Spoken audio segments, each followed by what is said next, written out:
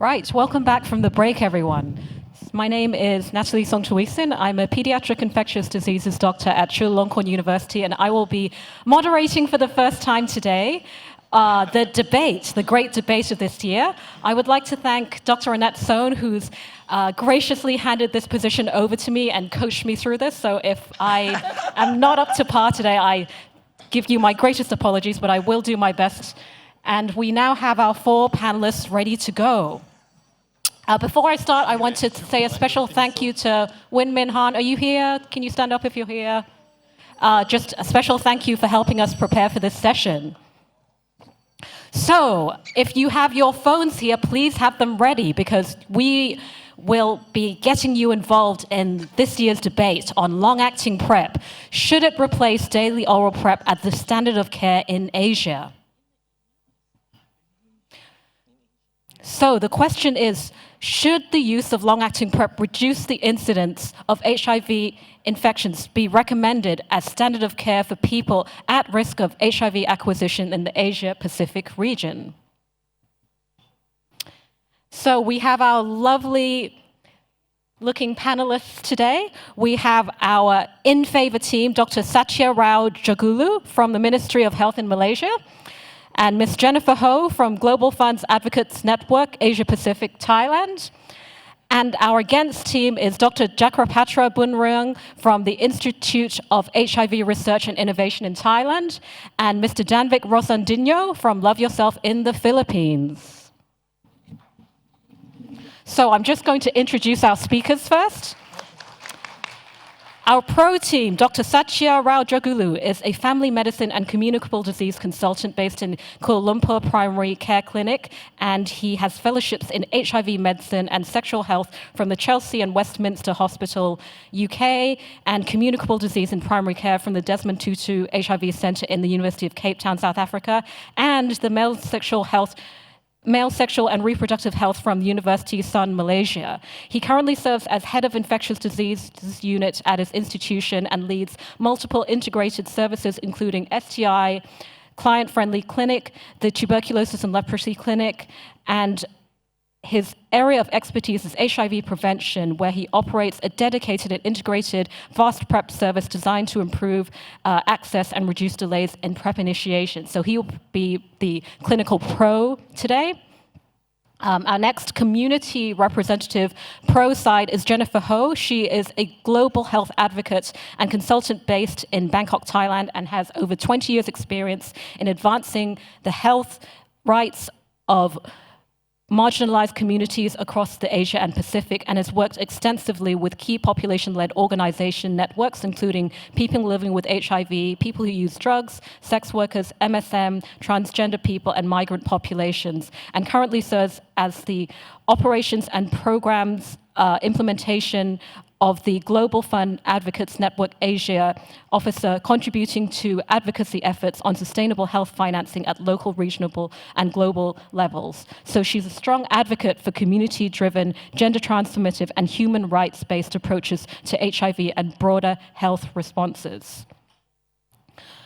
Our clinical representative is Dr. Jakrapatra Bunreung, who is a research physician at IHRI and is a recipient of the Mark Wainberg Fellowship Program from the International AIDS Society. He works on HIV and STI screening, prevention, treatment, and sexual health and gender-affirming hormone therapy for transgender and gender-diverse population, and has importantly taken part in many clinical trials, including HPTN 083, the Purpose 2 studies on long-acting injectable PrEP, and implementation science-based research.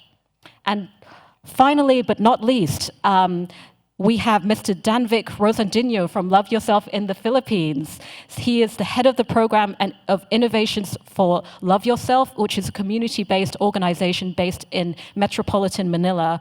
And their organization's primary focus is on promoting self-worth among gay, bisexual, and other men who have sex with men, and transgender people, as well as youth. And they provide sexual health and transgender health and mental health related services to various communities in the Philippines. He's been involved in numerous HIV and sexual health research involving PrEP, the famous Project PrEP, self-care, hepatitis C, and has also been involved in MOCHI, the Multinational Observational Cohort of HIV and Other Infections in the Philippines. He's been a consultant and worked in various workshops in HIV, PrEP, demand generation for various countries in Asia. So welcome to all of our panelists. Right, now for the structure of the debate. First of all, you will all be asked to vote, so have your phones ready. And I have spoken to all of the panelists. You have strictly 6 minutes and 6 minutes only. If you do go over, I have been instructed to rip the microphone away from you. So do keep to your 6 minutes. You will scream, right. So they will be in the order of pro-con, clinical and community representatives. Then we will spend approximately 20 minutes taking your questions, and you will be asked to provide your responses to the audience's questions. And then you will have 2 minutes and 2 minutes only to provide your closing statements. And then the audience will be asked to vote again. So the winner is the team that changes the most minds. I have been informed by the technical department that when you first vote, we will not see the results of those votes. So we will only see who voted what before and after right at the end. So none of us, including the technical team, will see the results of the vote before the debate. So we're just going to go with a test run first, so have your phones ready, and if you're ready, do scan the QR code. And we're going to test this with, if you enjoy shopping. If you enjoy shopping, please press yes, and if you don't like shopping like I don't like shopping, please press no. So for each vote, you have 15 seconds.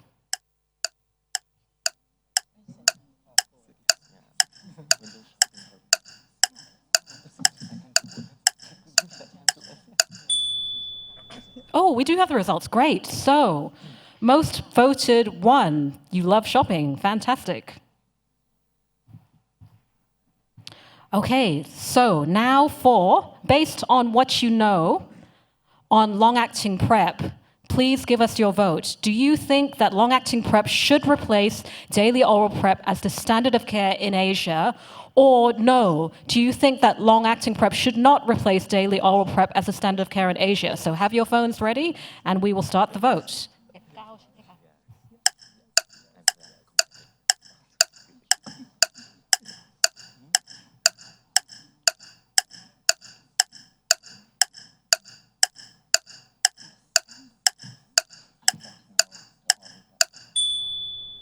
Oh, so they have not revealed these results to us, so we will go straight to our first speaker, Dr. Satya, who will be given an extra minute to provide a little introduction to this topic as well.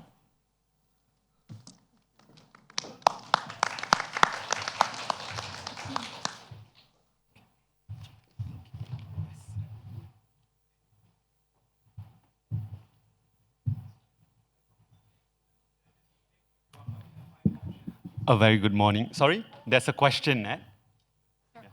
Sorry, I'm not sure if it was the same for everyone, but when we scanned the QR code, there were 5 options to choose from. The QR code had 5 options to choose from. So, there was no yes, like 1 or 2. So you can either choose from 1 or 2.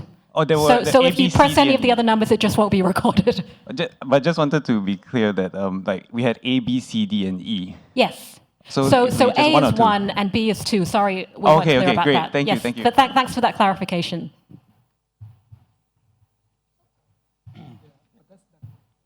A very good morning, everybody. I'm waiting for my slides, and my time has not started.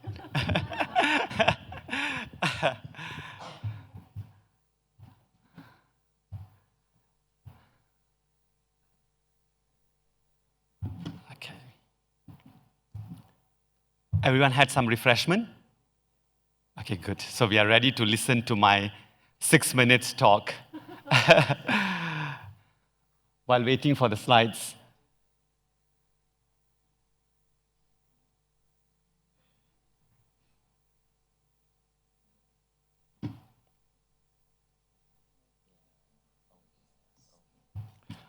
Okay, as we know the topic today morning, ladies and gentlemen, long-acting PrEP should replace daily oral PrEP as the standard of care in Asia. I cannot move my slides. I can't move my slides. Okay, so I should use this. Okay, let me first frame the motion. As we know, what does the topic really speak about? Long-acting PrEP should position as the default first-line PrEP.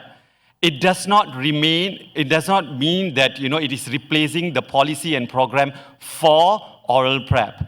Healthcare systems should actively prioritize long-acting PrEP in guidelines, procurement, and service design, and clinical decision-making should start with long-acting PrEP unless contraindicated or declined by the user.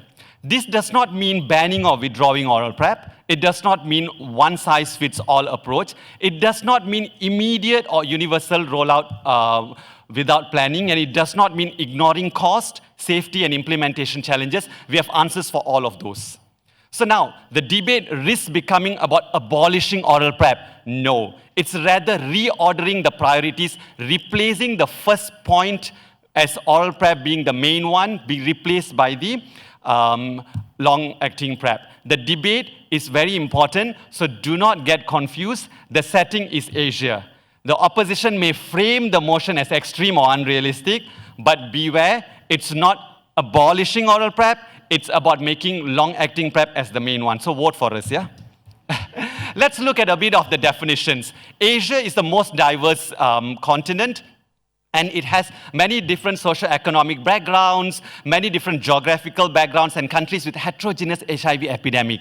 Mind you, almost 1 in 5 new HIV cases is in our region. And oral PrEP uptake and persistence remain suboptimal in all of the studies that we look at. And daily oral PrEP, you know what it means. And standard of care means default, first-line prevention option. And replace here is a very important topic.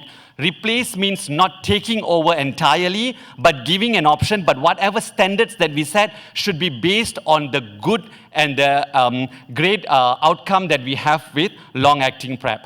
And of course, we all know what long-acting PrEP, but I just want to highlight the third point, which is it's injectable agents for now, but it could also be long-acting oral agents or even dapivirine ring. So long-acting injectable agents, as we know, when we talk about injectables, there is integrase inhibitor cabotegravir, or there is lenacapavir, which is HIV capsid inhibitor. And it's very important to know that even within the cohort of long-acting injectables, there is so many options. There is 2-monthly injections, 6-monthly injections, there is intramuscular, there's subcutaneous. There are options. Clients need options. And leading oral candidates are also there, monthly pills or oral weekly pills, but of course, this is not FDA approved yet. And the problem statement, before I move on to the debate proper, is that there's persistent disparities with stigma and barrier, resulting in fatal outcome without care, and ongoing infections and prevalence will increase. A bit about global HIV statistics, 91 million people have got HIV, and guess what? Half of them died.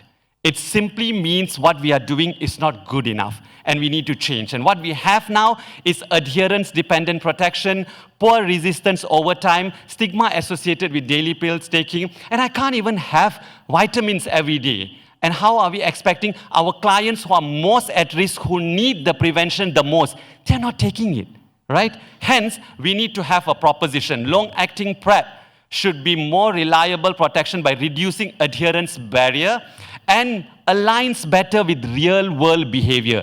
That's what we are looking at.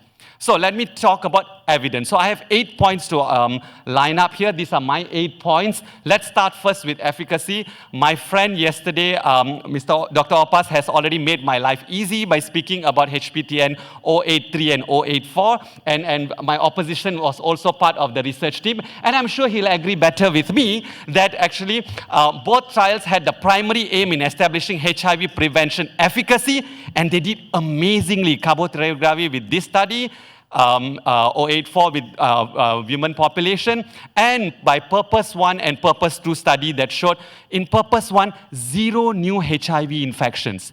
But mind you, this is a randomized control trial. We'll go to real-world statistics later. Before they ask me the real-world statistics, I'll give it to you. But Purpose 2 study, in the Glasgow meeting, it says that 6 monthly injections of PrEP is 89% more effective than oral PrEP. Can you imagine that?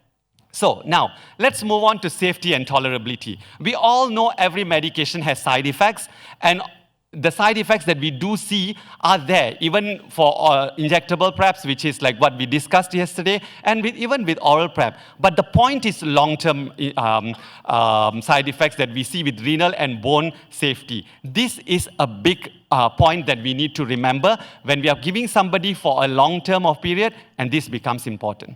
And about comorbidities, because of that side effect, it limits the cohort that we can actually give the oral PrEP, which means TDF limits PrEP for those with renal impairment and bone density concerns. And long-acting PrEP, injectable PrEPs do not have these concerns at the current moment. And adherence and retention, this is the real-world data that we are looking at. It's a multi-center study that was done in Italy and was just released about 4 months ago. Adherence to injection is 95%. This is real world. Of course, it's in all our mind. Sorry? 1 minute left. Okay, that's very fast, 6 minutes. But anyway, yeah. And oral PrEP adherence is highly variable in real world setting. And moving on to acceptability and user preference. And user preference is a systematic review that shows that found injectable to be preferred over daily oral PrEP or the others one. And that includes male, women, and all the key population, and the youth as well. So evidence supporting higher acceptability. 75% of pregnant women preferred injection. 83% of those who were given the choice also chose injections. And moving on to resistance. Before they speak about resistance, let me speak about it. Resistance is there in every antivirals that you don't take it properly. It's the same for long-acting PrEPs. But we have a strategy. We will not have an implementation project without having a coverage. Make sure that there's careful HIV testing at initiation, at follow-ups, and have the tail effect after that. If you have questions about it, you can ask me later because time is cost. Okay, now, higher upfront cost. Better house is more expensive, better conference is more expensive. So it is going to be more expensive if you have a better injectables, and cost effectiveness in higher incidence group is better. With that, public health importance, higher population level effectiveness, reduced community HIV, and better alignment for ending HIV. You can read what I'm trying to say. In summary, all the 8 points that I've mentioned are very important, and we will end AIDS if we have a good prevention. And stay tuned to my next speaker who will be covering these points. And the case proposition is my last slide. The question is not whether oral PrEP works. The question is whether it works for enough people and for long enough and to change the epidemic. With that, I finished 48 of my slides in 6 minutes. Thank you.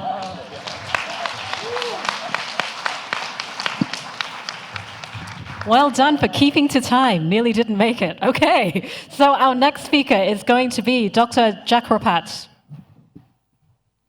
for the clinical con side. Okay. Oh, thank you. I'm so short. Sorry. Okay. This is.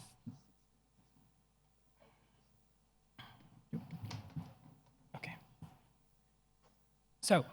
Good morning, distinguished audiences. I hope you are rested, hydrated, and ready for some academic spa today. My name is Fair Jakrapat Punriang from the Institute of HIV Research and Innovations, and today I will be representing the opposition side of the debate. I will be elucidating for you why this House believes that long-acting PrEP should not replace oral PrEP as the standard of care. Let's start with clarifying the misunderstanding set forth by the proposition side. The motion is, should long-acting PrEP replace oral PrEP as the standard of care? And the act of replacing is to prioritize one product over another. We will get into that later about what it means to replace a standard of care, but first, our stance. We, the opposition, aim to promote expansion of choice rather than substitutions. While we acknowledge the vast benefits offered by the long-acting PrEP, replacing oral PrEP as the standard of care is premature, impractical, and inequitable. We strongly believe that the standard of care should instead maximize options, not narrow them, because the standard of care, that's the high bar, and to replace it implies a system-wide prioritization, resource allocations, reduced availability of alternatives, and long-term population-level consequences. The case for the proposition side can be digested into three main challenges. That using long-acting PrEP as the standard of care is premature, impractical, and inequitable. The prematurity of this attempt can be reflected through several challenges inherent to most long-acting products. Firstly, most long-acting PrEP or long-acting technology requires physical clinical visit. While lenacapavir subcutaneous injection inspires a whiff of hope for self-injection, the current evidence is not strong enough to support the method. Secondly, another challenge is the fear of injections, the injection fatigue and injection site reactions. While the discontinuation rates because of the ISR in HPD and OX3 and OX4 are low, they did not access the anticipated fear that deter potential PrEP users from seeking the service. Moreover, there is also a matter of missed doses that can lead to the prolonged tail risk. And what better way to prevent the tail risk? Oral PrEP, which means that this is the strategy recommended by several guidelines that could prevent the tail risk or the potential drug resistance following the long-acting PrEP. This actually strengthening our stance that options are the best way forward. And now, if we take a look at the inequitable aspect of the concept, the opposition observes that there are two levels of challenges, the client level and the provider level. While my colleague will come up here and discuss more about the community perspective on the matter, let's explore how replacing oral PrEP risks worsening the disparities.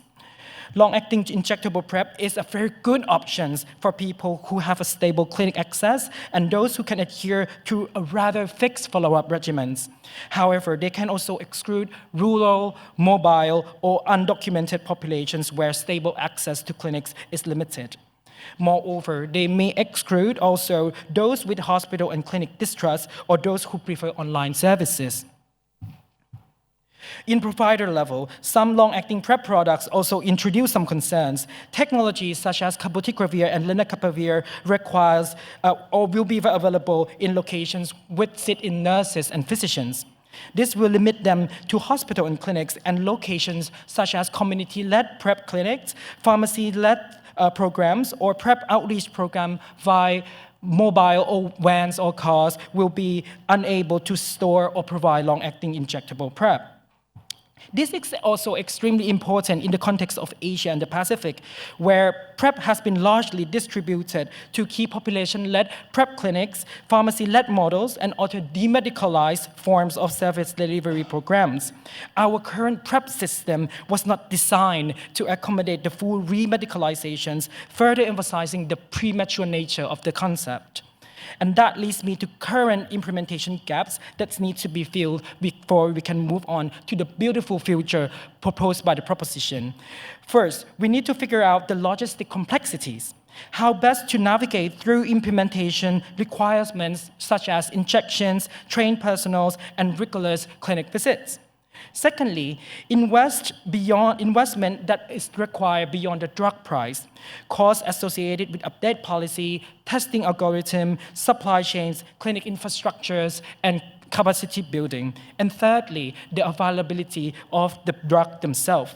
Not all countries got the funding and was promised long-acting PrEP. Lastly, I would like to emphasize that the opposition strongly believes in the importance of choices.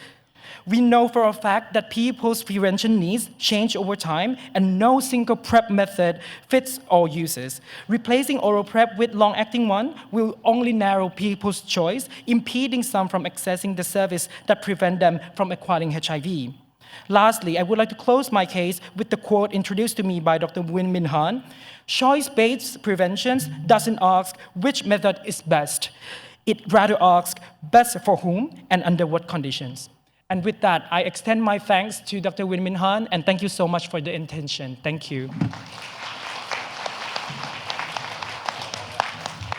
Well done, Dr. Chakrapat. I would now like to invite Jennifer Ho to the stage to represent the pro side for the community standpoint. Great, thank you so much, Dr. Nat. Again, good morning, everyone. My name is Jennifer. So, okay, and where's my clicker? Okay, thank you. So, we have all seen science succeeded in lab, only to fail in real life situations because a daily pill didn't work to fit a client's life. So we're here to address a staggering science meets real life gap. 99% efficacy in the vial, but a 98% failure in reaching the people who need it the most. So it's time for a standard of care that aligns with the lived reality of our community. Our current delivery model is failing. We have achieved just 2% of our regional goal. MSM account for 46% of all new infections in Asia Pacific. In the Philippines, we are witnessing a 500% surge among youth. A system with 98% gap, it's a non-performing intervention. We need a clinical mandate that matches the scale of this crisis. Community surveys have long signaled a preference for long-acting injectables, with up to 84% in Thai youth. The PrEP trial, which you just heard about, have validated this need with unprecedented data. In PURPOSE 1, lenacapavir showed 100% efficacy. In PURPOSE 2, it demonstrated 96% superiority over oral PrEP in reducing infections among gay and bisexual men and transgender individuals. So the science has finally caught up to what the community needs. Our only barrier now is the will to deliver it. Long-acting mitigate structural risk, oral PrEP cannot. In 37 regional countries that criminalize key populations, a pill bottle, it's a safety risk. 6 months freedom addresses the root cause of the 60% discontinuation rate by removing the daily mental load and stigma of dosing. This is a clinical strategy for long-term persistence. Long-acting injectable is also an equity strategy. Equality is giving everyone a pill. Equity is acknowledging that daily adherence is a privilege many cannot afford. LAIs provide a discrete clinical and health shield, replacing 365 daily decisions with a single point of care. By addressing the social determinants, we ensure our most marginalized clients receive a tool they could actually use. When evaluating the transition to LAIs, we must prioritize the human value of clinical success. The economic feasibility has been established. Research by Andrew Hill confirms that generic lenacapavir, which is the best option right now, can be produced for as little as $40 per year. In public health, the most expensive intervention is the one that does not reach those most in need. Every infection that we prevent with a tool that actually works for people, it's a life saved. And a healthcare system saved on thousands of lifelong treatment costs. So choosing LAIs isn't a budget decision. It is a commitment to economic sustainability that values people over pills. In this regard, we advocate for a robust access strategy, including voluntary and compulsory licensing and pre-grant opposition to ensure a competitive generic market. Investing in LAIs is a strategic economic choice to finally bend the curve of the epidemic. A common concern with injectable is remedicalization, but we see it differently. Community is the solution. Implementation science proved that task shifting works. Subcutaneous injection don't require a specialist. They require a trained peer in the space where users already feel safe. And we have the evidence. The search study, the Sayana Press model, proved that community healthcare workers can deliver injectable with high uptake. By integrating this clinical step into peer-led programs, we have seen also in hepatitis C treatment programs in Australia and Vietnam working. So we don't take the medicine back to the hospital. We move the medicine to the people. Finally, implementation is an operational mandate. Successful rollout requires engaging the entire ecosystem, from health ministries to peer network. We don't need to build new clinics. We utilize the space and infrastructures that we already been built by community. In established centers like Love Yourself, Tangerine, Swing, CHCC, and Rainbow Sky, the frontline infrastructure is ready. Mirroring the massive literacy campaign that successfully transitioned ART and oral PrEP, we must also now engage these networks to help lead LAI literacy program. In conclusion, we must recognize that relying on a menu of failing choice is an acceptance of failure. Ending AIDS is an act of courage, a courage defined by our movement's history of overcoming every impossible, legal, clinical, and social challenge thrown our way. We did not stop when the world said that ART was impractical, impossible, unsustainable, and we cannot doubt now our capacity for innovation. If we are to end AIDS 2030, we must demand a strategy that is realistic, respectful, responsive to our community's lived reality. So we are not asking for a miracle, we are asking for an act of courage to deliver the science we already have.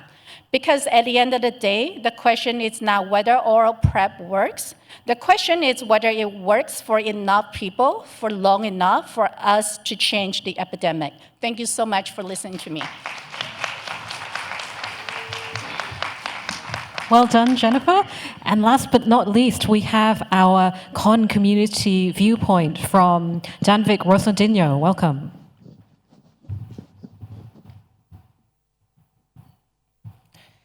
Thank you, everyone. I am Danvik, and from this point, I will be speaking from a community perspective on the motion that long-acting injectables should not replace oral PrEP in the Asia-Pacific region.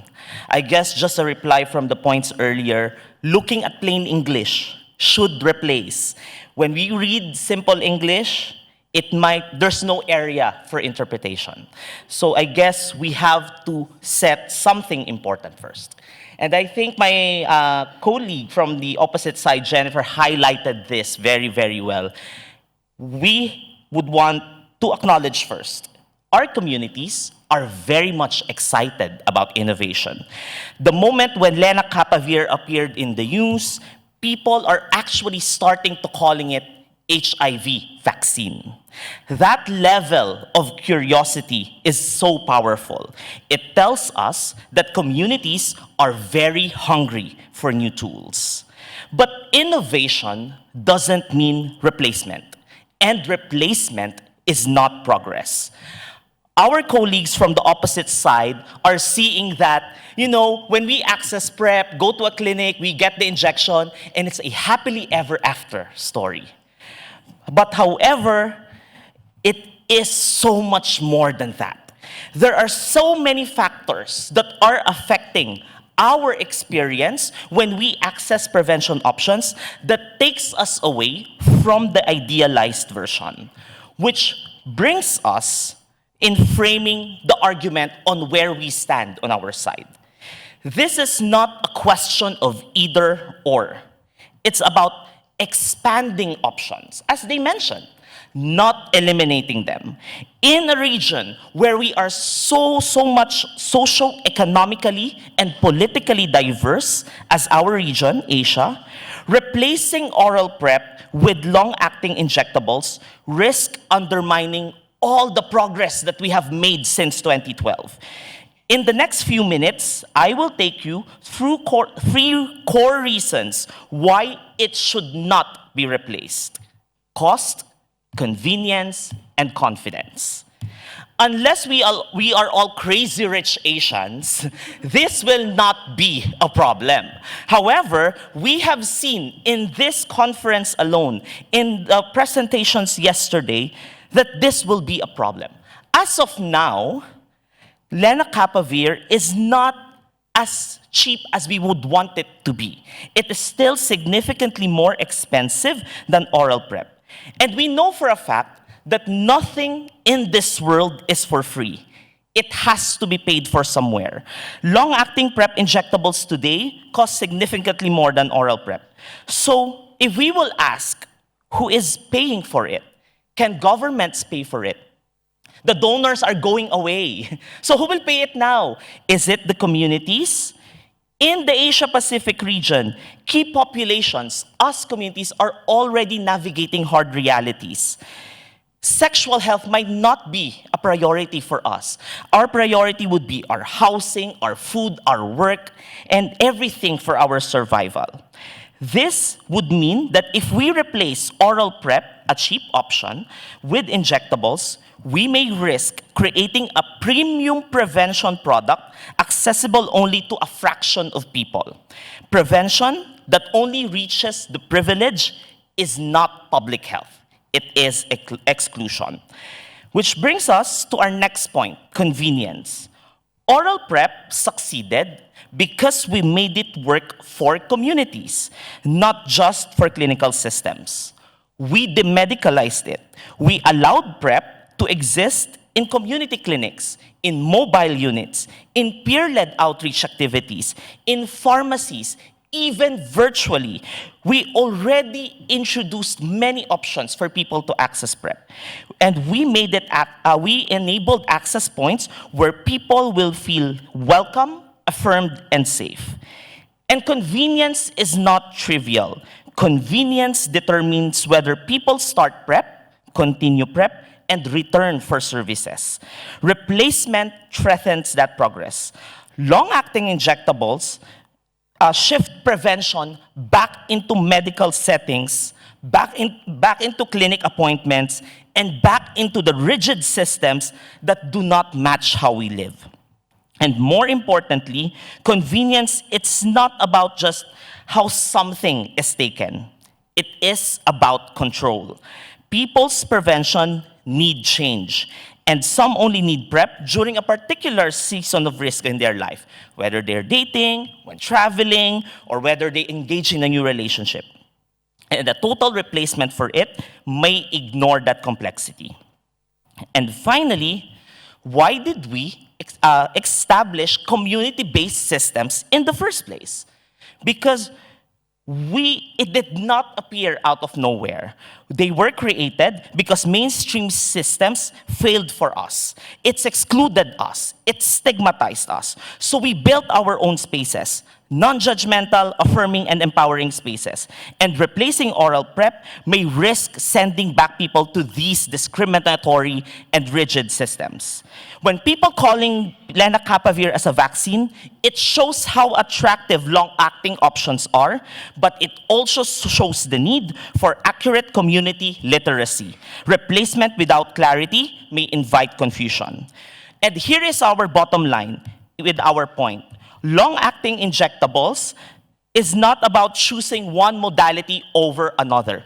We have to make our systems enabling options for everyone. Some people will prefer pills, some people will prefer injectables, and that's completely okay. We need to make our systems enabling for options that people can choose from based on what fits in their life, their body, and their context. Because we firmly believe that the best HIV prevention option is the one that works for you. With that, we thank you for listening to our side. Thank you, Danvik, and amazing talks from all of our speakers. Really, really compelling arguments.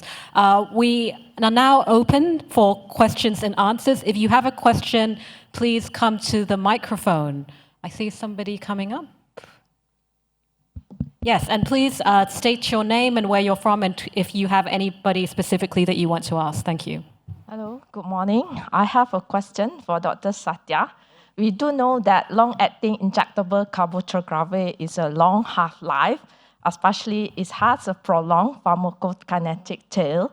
So can you enlighten us on the current data, the impact on insti-resistant, especially from the last injection, it can still last for several weeks.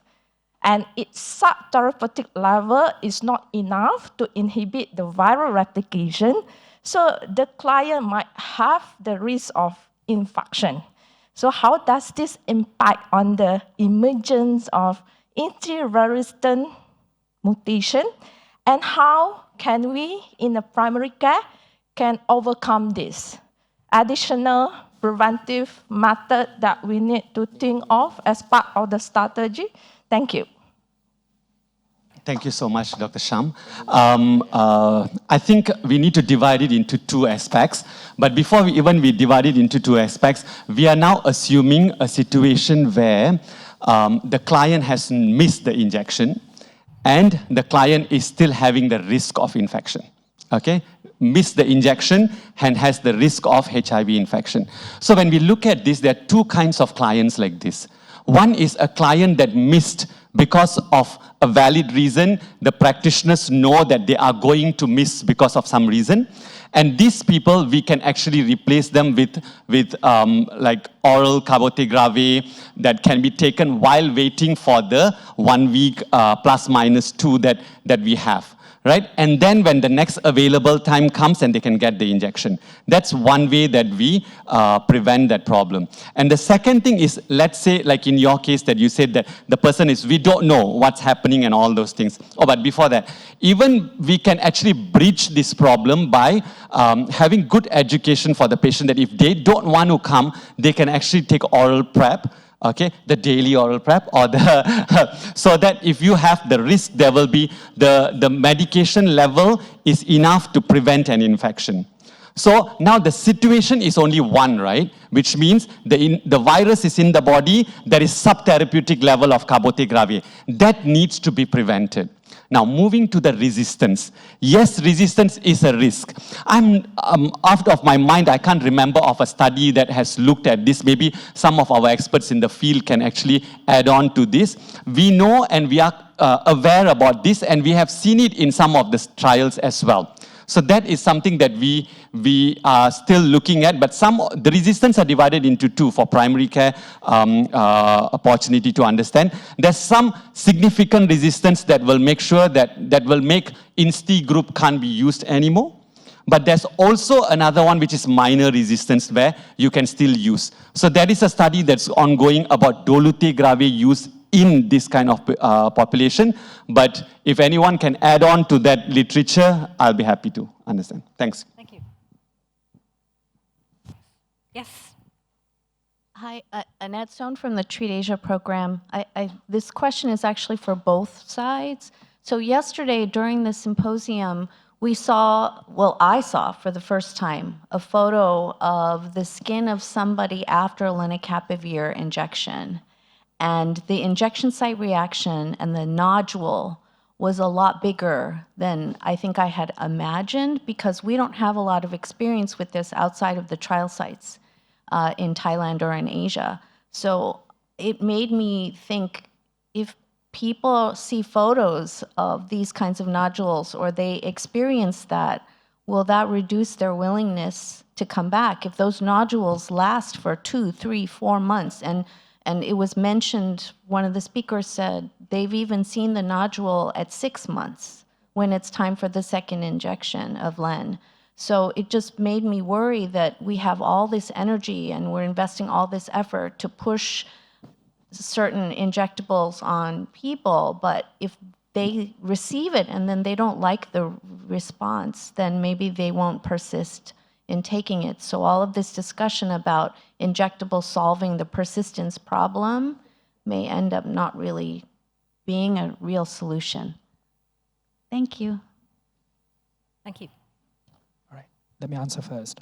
Thank you, Dr. Annette, for the question, because that is very important. As the sub-investigator in purpose to myself, I also see that the nodules can affect our participants in a very deep and emotional trauma as well. That can limit their sexual pleasure during sex, and that can also lead to discontinuation as well. We didn't see that in our site, but there has been reports from Purpose 5 study in the UK that there are people who stopped using lenacapavir due to the nodules and the pain of the injection site reactions. So in the real world implementation, definitely we will see people who comes up with this problem for sure. What I did as a sub-investigator in the Purpose studies, what I kind of like do is to confirm with them that this nodule is benign and it's not going to lead to something more malignant in the future. That doesn't really ease them, which is still a question of what can we do to prevent that from happening. And that actually strengthening our stance here, where options should be available for people who still navigating through these new technologies, whether they want to continue using the lenacapavir injections or return back to oral PrEP. That is up to their choices and their confidence in the technologies. So definitely the options should be available for all people to choose from, and then we can navigate later what should we do, what could we do to lessen that injection site reactions problem. I'll just add a little bit, and this is unbiased, not debate, okay? Just I would like to say, even in our practice in Cape Town, we do see a lot more of the nodules compared to cabotegravir, more in lenacapavir. You are right. But just like our colleague here mentioned, it is also not seen in everybody, right? It is something that we are aware, and in our practice in Cape Town, we see more with LAN than CAP, right? That's something that we need to be aware. And that also means when we are putting somebody on injectables, we need to explain to them and prepare them, right? And see how it goes thereafter. And some people will have no effects at all. It will be a little bit local reaction, but will not be like the photos. And that study is ongoing also. I think Opas mentioned yesterday about comparing the two. Thank you. Just very quickly and bringing back to the motion of this debate, which is about long-acting PrEP. And I think as Dr. Satya had presented earlier, that in addition to what we have currently right now, the injectable form, the long-acting oral formulation of PrEP are also currently in development. And so I think the question here today is really about how do we reach the 98% of the population who actually need to be covered and have access to PrEP, to have access to PrEP at this point. Thanks. Yes, please, your next question. Thank you for your responses. Both sides agree on the coexistence of daily and long-acting PrEP, okay? However, the one who make the decision that which preventive measures to be given to the clients is the doctor or the nurse, okay? They just listen to the government in terms of what will be listed in the recommendation guidelines in the country, that what will be the first, the second, or the third choice. Right now, okay, some people even say condom should be the first choice, oral PrEP should be the second, okay? Which may or may not be correct. Okay, I'm not sure that that's correct. What my question is, what will the speakers tell the government, or what will be the considerations that the government will consider that, you know, what should be placed at the first, the second, and the third lines? This is, I think, it's a very important strategy for countries' guidelines. Yeah. Yes. Okay. So I'll go first then. Yeah, just to make sure that no one takes, you know, the idea that I had. So thank you, Dr. Burhan, for the question. I think, and this is outside of the debate as well. So if you ask me when I walk around here, I will still say the same, that the coexistence of these technologies is possible, and they all should be first-line prevention methods. We have done it before for contraceptive methods, where combined oral contraceptives can coexist with injectables, can coexist with coils, can coexist with sterilizations and implants. they did it before and they are doing it now. So we are pushing for the higher bar where people should have their options to choose from. So that is going to be my stance, and I believe a lot of yours as well. We will push forward for the best for our people, for our citizens. So we are not going to accept something less than that. Add on to that as well, because I absolutely agree, Prof. Actually, standard of care is what that we want to have. But when it comes to policies, it might vary, right? Working in Ministry of Health Malaysia, that I know that there are many aspects that you need to look at before you decide what will be the standard of care. So I'm sure it's different from different countries. And as I mentioned in my slide, Asia is so varied, right? Our socio-economic situations are so different. Singapore is next to Indonesia.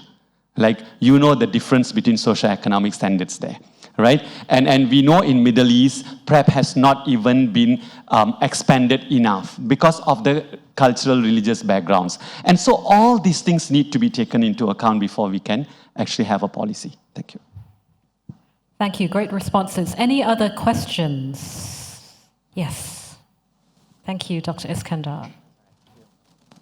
I just wanted to, Iskandar from University of Malaya, I just wanted to agree with Fair's highly articulated argument on everything that we've learnt from PrEP implementation around contraception, and it all has to be about choice, and as you so eloquently put. The other thing is, I just maybe for the pro side, a lot of participants, a lot of clients on PrEP also are very comfortable taking on-demand PrEP. And, you know, nobody's really mentioned that at the moment because, you know, it'd be such a shame to transition them to an injectable PrEP when they're not having sex that often. Maybe you just could comment on that as well. Maybe I'll just speak first. Absolutely, Prof. I agree, because I think the topic is such that on-demand PrEP was literally dropped, because I think for debates we need to have, that's why I needed to give a background. When we talk about oral PrEP, we're really talking about daily PrEP here. And because on-demand is not something that everybody can take, but daily oral PrEP everyone can take. So that's one thing for the topic, but an argument beyond the debate itself, I think, is important, because it's an intellectual conference where it's very important to know what pro-choice is. On-demand is amazing pro-choice. And pro-choice is also means, even for the slide that I put where about renal impairment, like there is a lot more space for event-driven PrEP, even with renal impairment, right? So that's again another Pandora box. So we're not going to explain about on-demand PrEP here for the proposition side, but I think it's important because a lot of people are taking on-demand PrEP and it works, and studies have repeatedly shown the effectiveness of it. You want to add anything? Thank you. Thank you. So great arguments from both sides. So now we are close to the closing argument. So I would encourage all of you to make your closing arguments clearly while addressing what has been said from the other side. So for the pro side, and also for the audience as well, while you're thinking through about what you're going to choose after this debate, are you going to go with the advantage that long-acting PrEP is efficacious?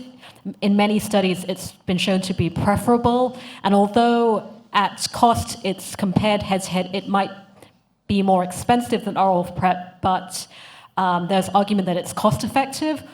Or do you think that the con side is more preferable because making this the first-line therapy would be a premature decision that is impractical because it effectively medicalizes the need for people to come in for injections? Or on balance, do you think that this, as Jennifer Ho said, do you think it could be done in the community? What about the factors that have been asked by people in the audience about the nodules, the PK tail, and the consequent possible resistance? Is this going to be acceptable by governments? And really, just because it's an innovation, does it really need to replace what's already there? Is it going to get, as Danvik said, in the way of the question of the cost, it's too expensive, the convenience factor, and the confidence that people have to use it. So I'd invite you all to give your closing statements, starting with Dr. Chakrapat. So you have 2 minutes.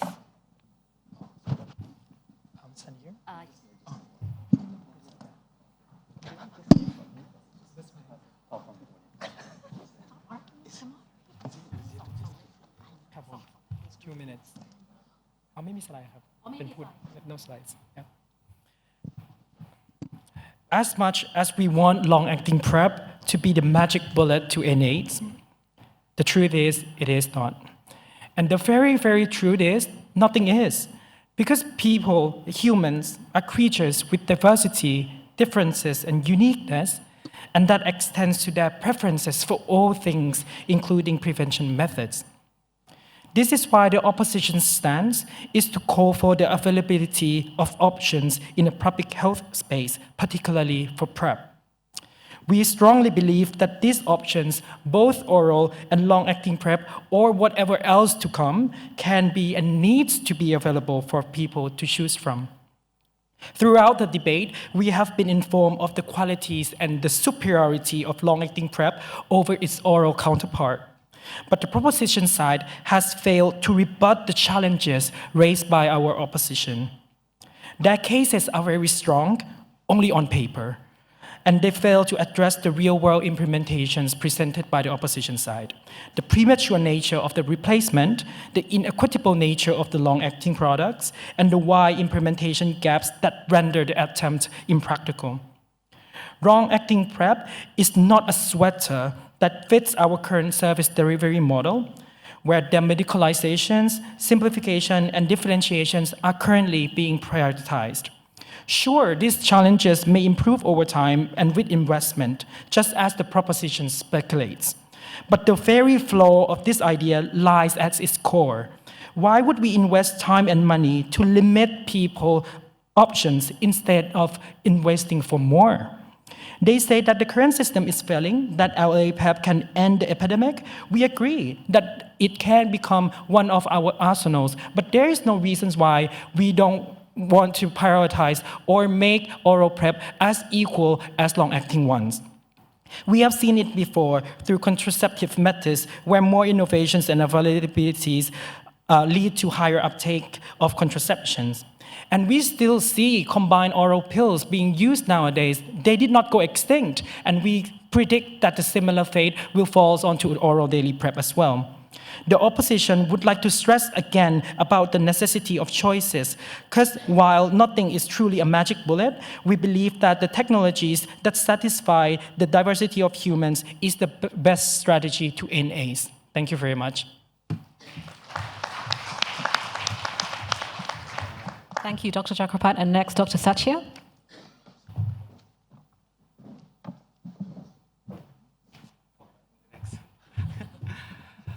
Okay, I'd like to mention and start with, actually, I really think the opposition's made my life much easier because I think they kept speaking about back to framing the whole argument, right? And we know that the framing is already been done, and it's not about injectable PrEPs replacing oral PrEP. The last statement of Danvik, which actually supported again what I wanted to say, is that it should coexist. But when we speak about standard, it needs to be a good standard. As I mentioned earlier also, if you want to buy a house, you want to buy a good house. You want to have a food, you want to have good food. And we always compare food compared to the better one that we've eaten before, right? So likewise, we need to have something that's good to set the standard. It's not about replacing. It's about pro-choice. And just like oral contraceptive pills, like we also have more options when it comes to long-acting. We have 2 monthly, 6 monthly, we have oral, we have Depo-Provera ring, but for oral daily PrEP, we do not really have much options. It is daily pills, whether we like it or not. And also, when we spoke about cost, even oral PrEP, when it started expensive. Nothing is going to start cheap. The more we use, the cheaper it will get. And with the industry that's available to generate medications quickly, I think that will be something that we can have. And rigid system. Now is, of course, a rigid system time. The systems are tough. But it's our job to change the systems. We did it for HIV. Why don't we do it for prevention? Why do we think so much? Why do we debate so much when it comes to prevention? Why are we more liberal in doing it for the disease? Prevention is the most important point. Even for contraception, similarly, when we talk about injectable long-term contraceptions have become more important. As a family medicine specialist, Pearl Index, we calculate with 0, right? And that is what we use for the injectables.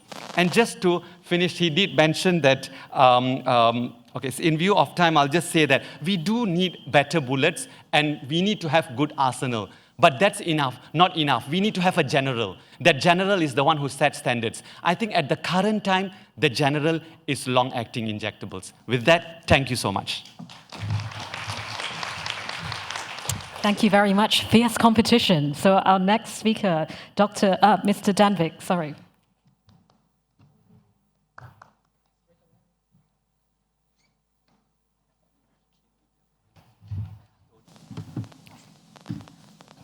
I think I would just want to close this argument to make us realize that when we offer HIV-related services, it always has two needs. We need to address two needs: the practical need and the personal need. The practical need is the biomedical interventions that we are offering to our clients. But we always forgot that HIV is a highly stigmatized disease. So there's always a personal need that we need to address.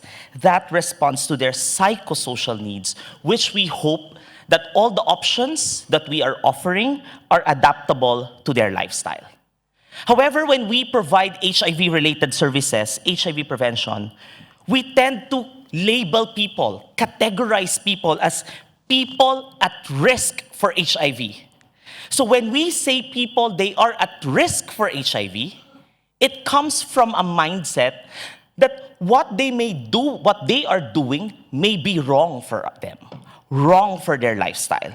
So that's why as providers, our tendency, because our heart is in the right place, our tendency is we want to change their behavior. We want to make them assure that we are offering options in a directive way. You are at risk. That's why you need this option. You need to prevent yourself for HIV. But what we tend to forget is we should be offering it in an evocative way. We let our clients decide what is perfect for their lifestyle. That's why with all the arguments that we have said, we have to offer options. We have to make our systems adaptable so that our clients can decide what works for them. Because I will repeat that the best HIV prevention option is the one that works for you.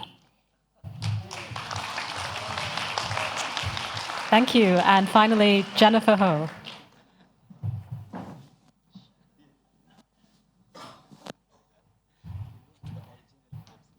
Great, thank you. So as we conclude, let us look closely at the choices before us.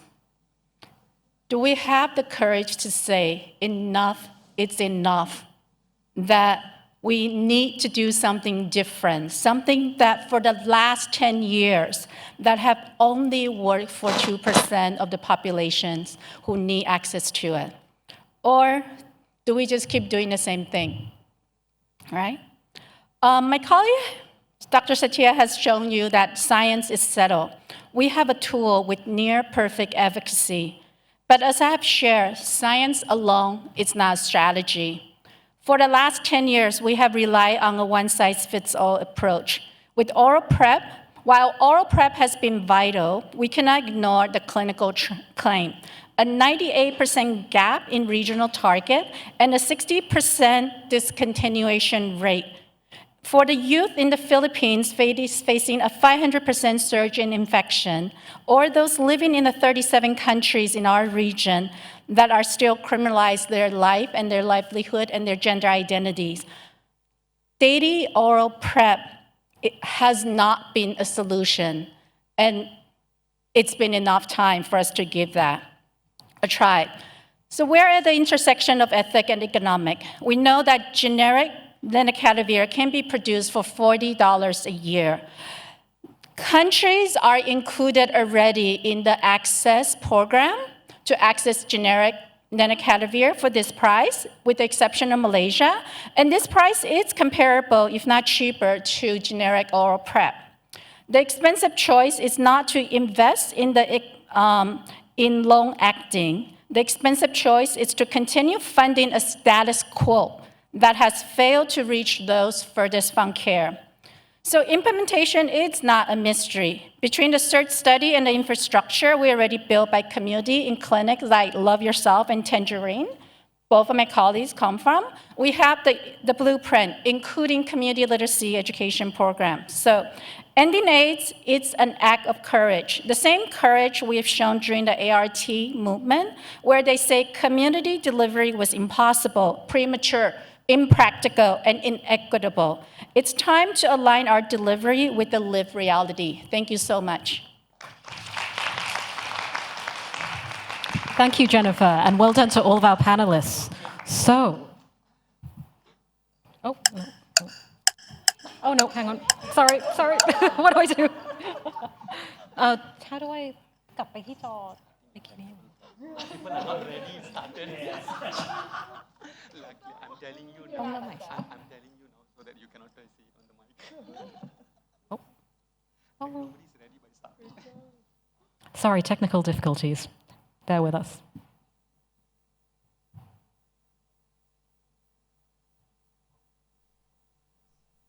Right, so you've received information from both sides, very compelling arguments, fierce debate.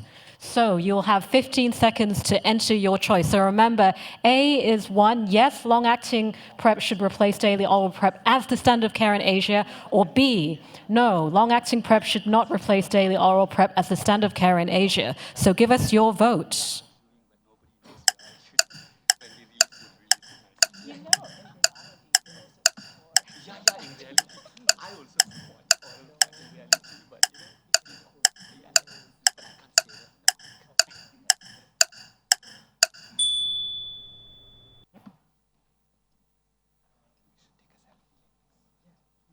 F9 อีกที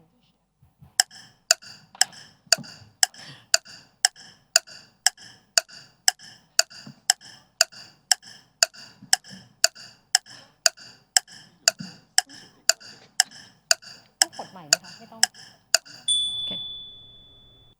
Right, so for the pre-votes, we had fewer people that were pro, and 10 more people voted pro after. And for the pre was people said no, 70 people said no, and 10 less people said no.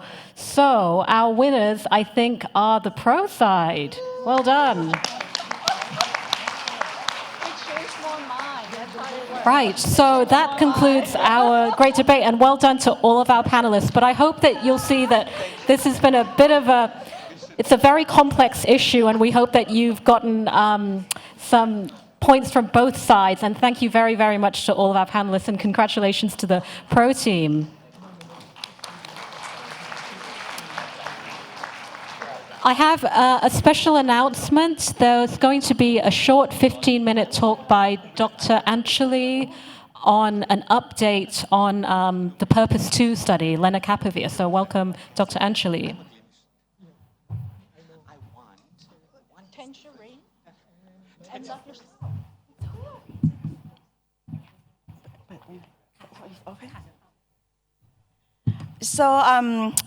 So yesterday, you listened to cabotegravir long-acting already. So just for today, just like to brief update on lenacapavir. So as WHO also endorsed the long-acting lenacapavir for the HIV prevention as an additional prevention choice, and also recommend rapid diagnostic test in this population. So proposed study is come from prevention with proposed. So the the reason for this is they want to give the HIV prevention for everyone and everywhere. So starting from women, so adolescents and young women for the proposed one, study done in Africa and Uganda. So as the earlier speaker just mentioned that, so none of people got HIV from the proposed one. So we have the proposed 2 for MSM, transgender women, and also binary gender.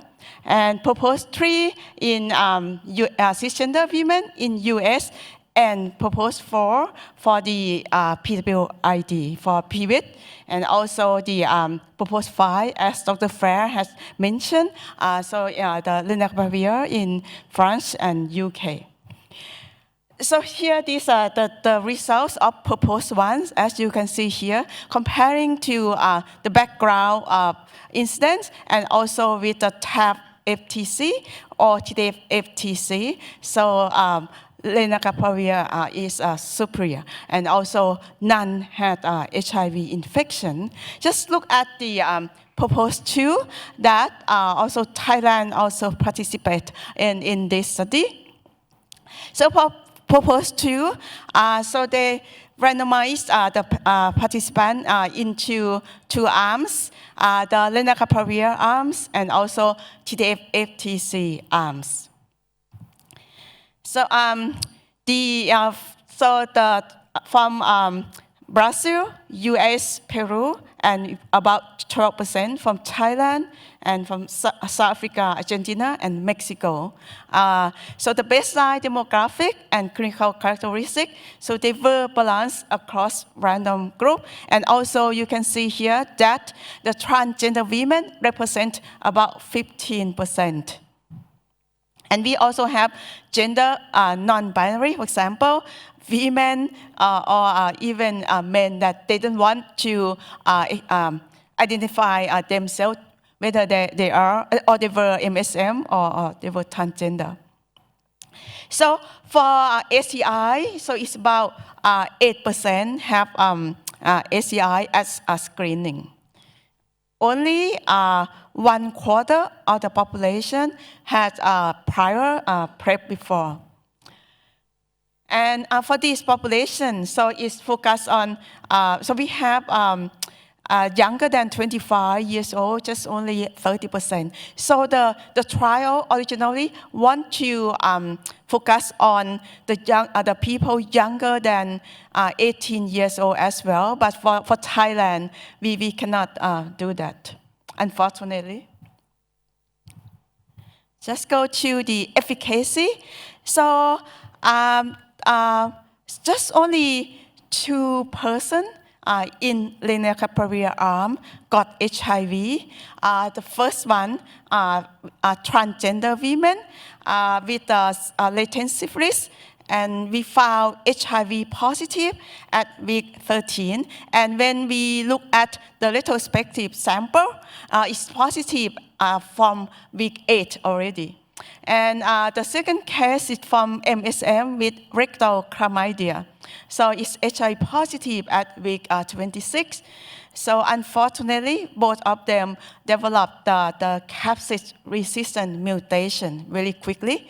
So the good thing for the lenacapavir is that, so when it's developed the resistant, it's no cross-resistant to the current ARV guideline. For example, for NRGI in NRGI, or even with integrase inhibitor.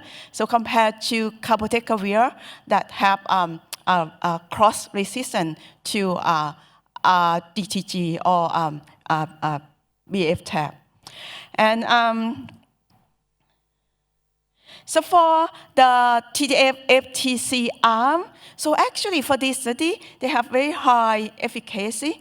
So the HIV occur among the people with poor adherence to TDF-FTC, or even one patient, he discontinued TDF-FTC for more than 10 days.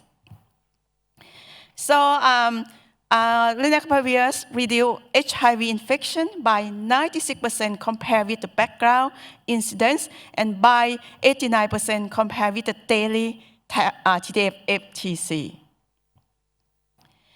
In terms of safety, so everyone is concerning about the side effect, right? So I just go to the injection site reaction. So the most commonly is starting from pain. So everyone had pain from injection, but it lasts for 1 or 2 days. But for some patients, it's about a week. So we can use paracetamol for the preemptive before injection, so that can reduce the pain. So and also with erythema and nodule. So this can be reduced by ice pack. So use the ice pack after injection.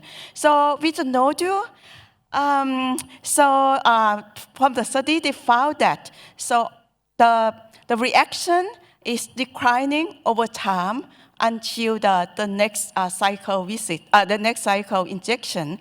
But many of them still have very small nodule before the next injection. We have a number of cases from our sites still have nodule. So they have 2 injections each time, right? Every 6 months. So they have both 2 nodule, and one patient have like a 6 nodule after the 3 cycle of injection. So, but when we ask the patient whether they want to switch to oral PrEP or not, so majority of them just say no, just want to continue, because they are not concerning that much about the nodule, except for the patient who have, they want to have, 6 packs.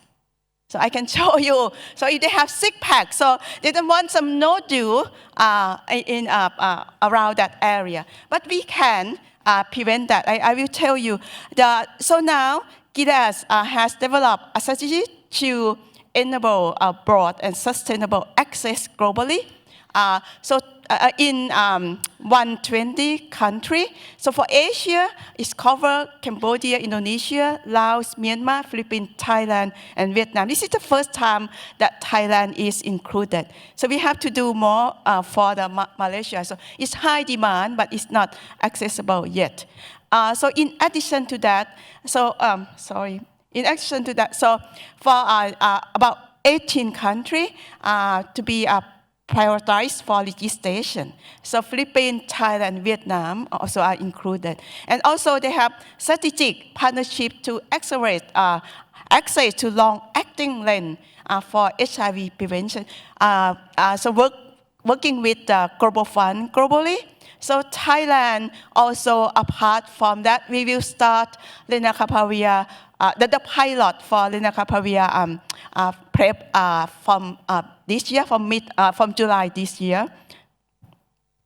And before I end my talk, so just tell you that, so lenacapavir, it needs to be 2 shots every 6 months or 26 weeks. So we need oral lead-in. So day 1, 2 pills at day 1 and day 2. This is contrast to for the treatment. For the treatment, it needs the day 8 lead-in also for the treatment. But for prevention, just only day 1 and day 2. And so it's every 26 weeks. So if the second or the next injection lasts longer than 28 weeks, the oral lead-in is needed. Okay, so if we do every 26 weeks, okay, no lead-in for the second shot. But if it's longer than 28 weeks or more than 2 weeks compared to the last dose, so we need the second oral lead-in. So every time we need oral lead-in if it's delayed. And so it's very easy. It's subcutaneous.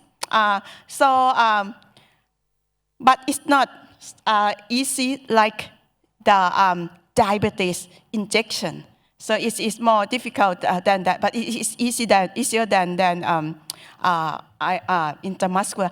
But just remember that the injection is a subcutaneous injection, not intradermal. And also with the two sides, so it needs to be far from first injection site, about at least 4 to 5 centimeter. It's not just close together. I can show you then. So this the side effect and also the pre-med with paracetamol and ice pack. So for the first try, they recommend us to inject around abdomen, right? But now they expand to another site. So if the patient, if they didn't want, for many MSM, they like something like this, like a six pack, and they don't want some nodule visible in this area, right? So then we recommend, so they can have in another subcutaneous tissue, for example, upper arms. So one right arm and another one in left arm, or upper thigh, or upper buttocks. So this can hide the nodule, okay, from the upper abdomen. So just be careful in terms of intradermal and subcutaneously. Because we have one patient that he's very thin.